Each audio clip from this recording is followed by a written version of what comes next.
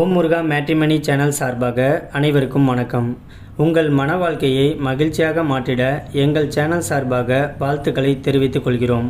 நம்ம சேனலில் வரக்கூடிய வரன் விவரங்கள் அனைத்தும் முற்றிலும் இலவசமானவையே. இது பெண் வீட்டாரின் முழு மன சம்மதத்தோடு தான் பதிவிடுகிறோம். இதில் மணமகள் புகைப்படமானது அவர்களின் பிரைவசி காரணமாகவே மறைக்கப்பட்டுள்ளது. இப்போ தான் நம்ம சேனலை ஃபஸ்ட் டைம் பார்க்குறவங்களா இருந்தால் சப்ஸ்கிரைப் பண்ணுங்கள், லைக் பண்ணுங்கள், ஷேர் பண்ணுங்கள். உங்களுடைய கருத்துக்கள் எதுவாக இருந்தாலும் மறக்காமல் கமெண்ட் பாக்ஸில் கமெண்ட் பண்ணுங்கள்.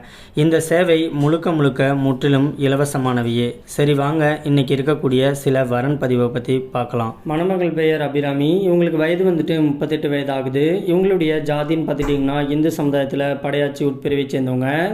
இவங்களுடைய ராசி வந்துட்டு விருச்சக ராசி, விசாகம் நட்சத்திரத்தை சேர்ந்தவங்க. இவங்களுடைய கல்வி தகுதின்னு பார்த்துட்டிங்கன்னா 10th வரைக்கும் படித்து முடிச்சுட்டு ஸ்பின்னிங் மேலுக்கு வந்துட்டு வேலைக்கு போய்ட்டுருக்கிறதாகவும் சொல்லியிருக்கிறாங்க. இவங்களுக்கு மாத வருமானம்னு பார்த்துட்டிங்கன்னா மாதம் 20,000 பக்கமாக சம்பாதிக்கிறதா சொல்லியிருக்கிறாங்க. இந்த மணமகளுடைய திருமண நிலைன்னு பார்த்துட்டிங்கன்னா முதல் அல்லது மறு திருமணத்துக்கு சம்மதம் தெரிவிச்சிருக்கிறாங்க. ஏன்னா இவங்க வந்துட்டு முதல் திருமணம் பண்ணி தன்னுடைய கணவர் கூட வாழ பிடிக்காமல் 2 பேர்த்துக்கு இடையில் கருத்து வேறுபாடு காரணமாக இப்போதைக்கு இவங்க பிரிஞ்சு தனிமையில் தான் வாழ்ந்துக்கிட்டு இருக்கிறதா சொல்லியிருக்கிறாங்க.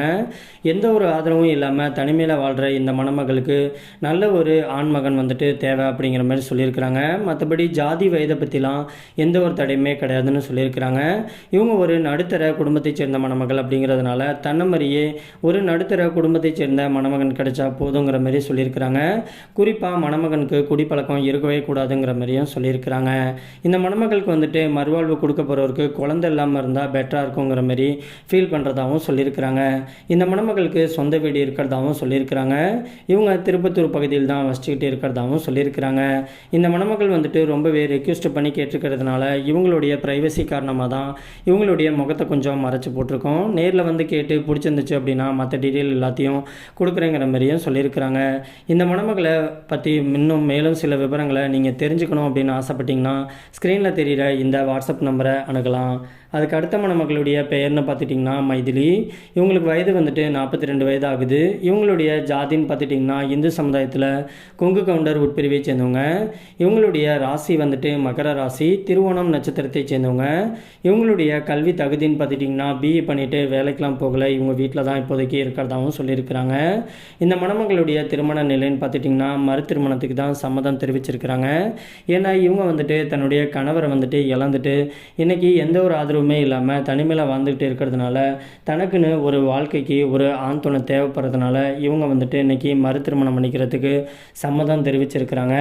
இந்த மணமகளுக்கு சொந்த வீடு வசதின்ட்டு 50 கோடி அளவுக்கு இவங்களுக்கு நிலையான ஒரு சொத்து இருக்கிறதாகவும் சொல்லியிருக்கிறாங்க. இந்த மணமகளுடைய சொந்த ஊர்னு பார்த்துட்டிங்கன்னா ஈரோடு மாவட்டத்தை சேர்ந்தவங்க தான்.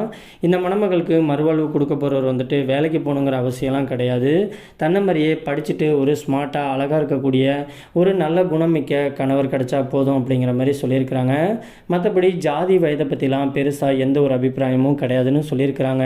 இவங்களுக்கு ஜாதகம் அப்படிங்கிறதுல முழுசாக நம்பிக்கை இல்லாததுனால ஜாதகம் பற்றிலாம் ஒன்றும் பிரச்சனை கிடையாது. மனசுக்கு பிடிச்சிருந்து நல்ல ஒரு ஸ்மார்ட்டான கணவர் கிடைச்சா போதும் அப்படிங்கிற மாதிரி சொல்லியிருக்கிறாங்க. இந்த மணமகளை உங்களுக்கு பிடிச்சிருந்துச்சு அப்படின்னா ஸ்க்ரீனில் தெரிகிற இந்த வாட்ஸ்அப் நம்பரை அணுகலாம்.